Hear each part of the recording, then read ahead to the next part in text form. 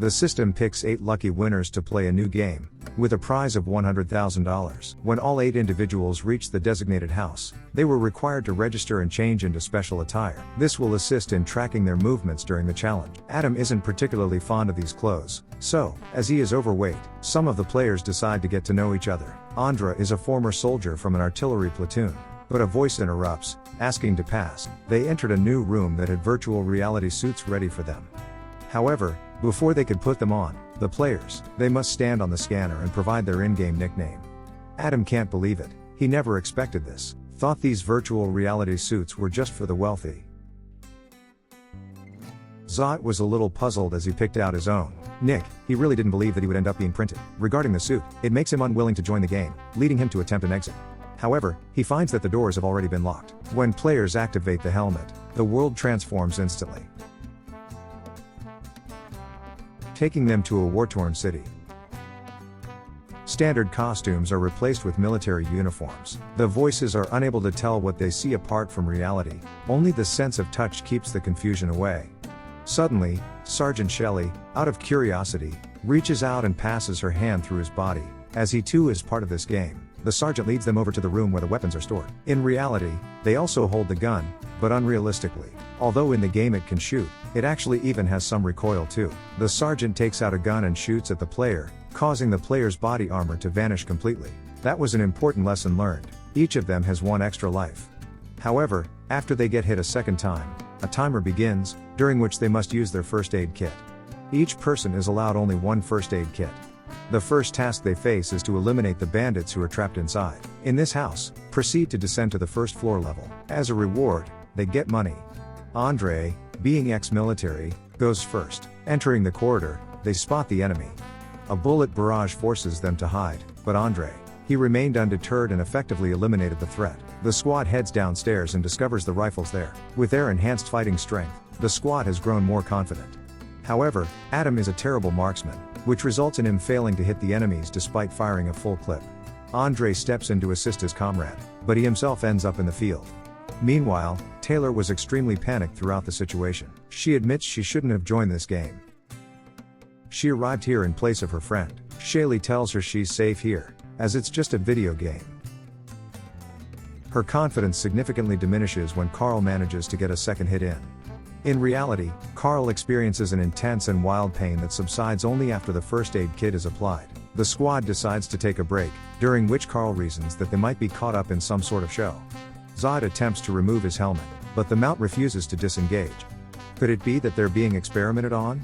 Andreo heads to the bathroom, and it's there he realizes that even though they are in the real world, the game is still continuing. NPCs are revived and assault Andreo.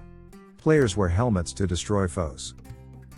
In this turmoil, they were unable to help Andreo. When the timer runs out, the helmet delivers an electric jolt to his brain, transporting him across the world. Shelley attempts to rescue him, but fails as they announce players can move to the next floor.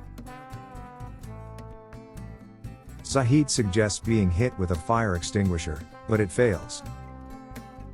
For this prank, the sergeant hits him and it reminds them that they have absolutely no other choice but to make their way to the first floor. The team descends several floors.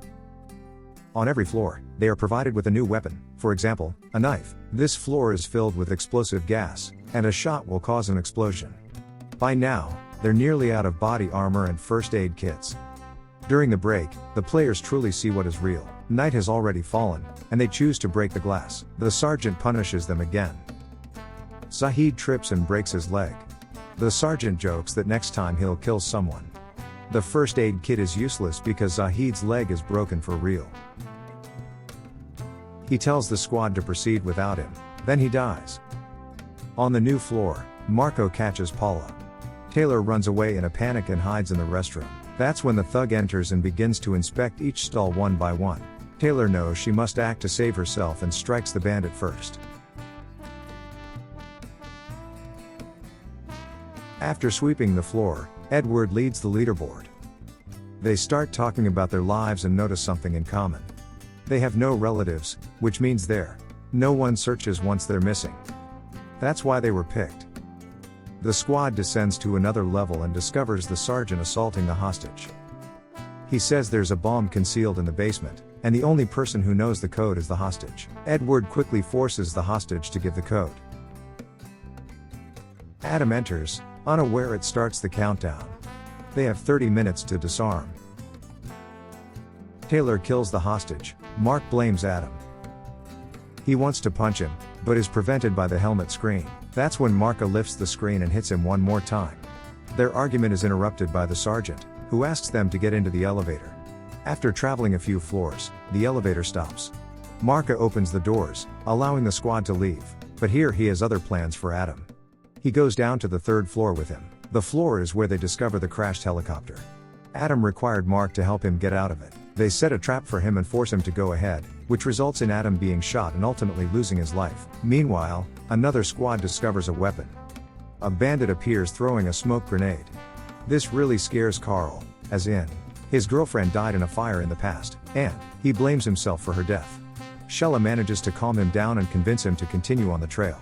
Eventually they make it down to the first one, the floor where Taylor locates the first aid kit. Marka suddenly appears and orders Taylor to hand it over. After being rejected, he instantly kills her. Carl hears the commotion. Mark confirms they were attacked. Then Taylor writes Mark's a traitor. Carl raises his helmet, attacking Mark. Mark escapes and is about to kill Carl, but a sergeant arrives and kills Mark.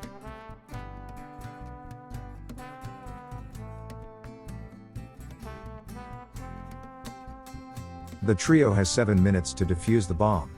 Enemies emerge from everywhere, just as they thought the threat was over. A new enemy exits the car. Carl is wounded, but has his first aid kit. A voice announces 2 minutes remain. Shelley takes a risk, runs to the bomb, and gets hurt. Carla notices and rushes over, also getting injured. He hands her his first aid kit and tells her to win. Edward defeats the enemy and halts the timer just before the explosion. The sergeants arrive, starting a speech, but Edward repeats it. It's because he's one of their own. The workers come into the room to take away all the evidence. Shelley attempted to open fire, but she forgot about that. These weapons don't work in the real world. When Shelley came to, she was wearing it, not in costume anymore. Edward hands over a bag full of money to the girl. She vows to go to the police, which makes her chuckle. Edward, nobody will believe her.